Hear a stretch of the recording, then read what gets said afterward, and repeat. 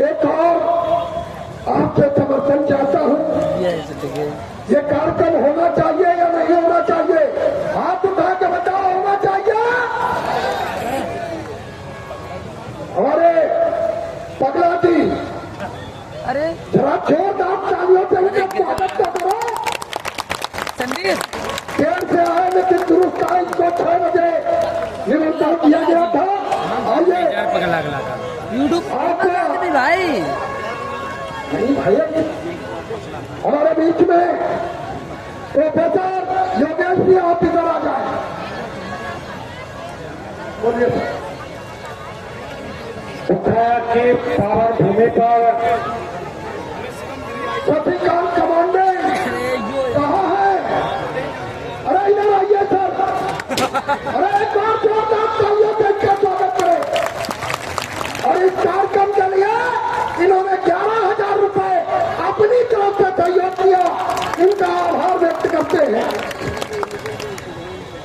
उत्तराखंड की पावन भूमि पर राष्ट्रीय तंत्र तंत्र के माध्यम से पिछले 30 साल से ये विशाल मेला का आयोजन भव्य रूप के रूप में माननीय धनीराम पैंथर जी, जिनको कांग्रेस की जो के कानपुर की आन शान, हम सबकी पहचान, जिला की धड़कन, जिन्होंने इसको इस मिशन को निरंतर चला के रखा है, उनका बहुत बहुत आभारी है। साथियों, जिस संगठन से मैं आया हूँ, धम्मा फाउंडेशन के माध्यम से, यह संगठन के नाम से पता चलता है कि धम्मा फाउंडेशन, धम्म का आधार, जो मनोवादियों द्वारा जो धम्म का आधार खत्म किया गया है, वो देश विश्व का गुरु रहा हो, वो दुनिया को ज्ञान देने वाला रहा हो, वो ख्याति प्राप्त हो, वो उसकी नीति, उसके संस्कार पीछे कैसे चले गए हैं, इसे उसको पुनः स्थापित करने के लिए यह संगठन पूरे देश भर में काम कर रहा है। और बाबा साहब ने कुछ हमें महत्वपूर्ण जो सलाह दिए हैं, वो अधिकार दिए हैं।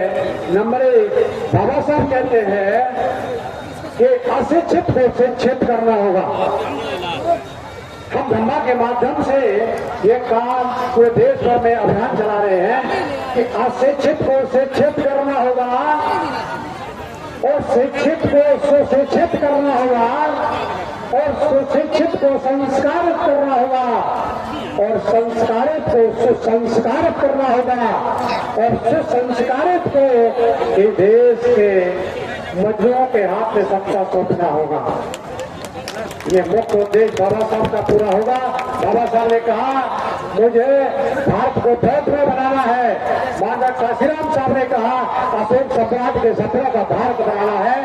इसलिए अगर हमें ये देश को पुनः भव्य बनाना है तो ये कारवां जो चल रहा है, ये निरंतर गति से रहना चाहिए और रात रात तक विचार जाना चाहिए। यहाँ लगभग 10,000 लोगों की भीड़ है। अगर एक आदमी एक दिन एक आदमी को समझाएगा तो ये कारवां रुक नहीं पाएगा।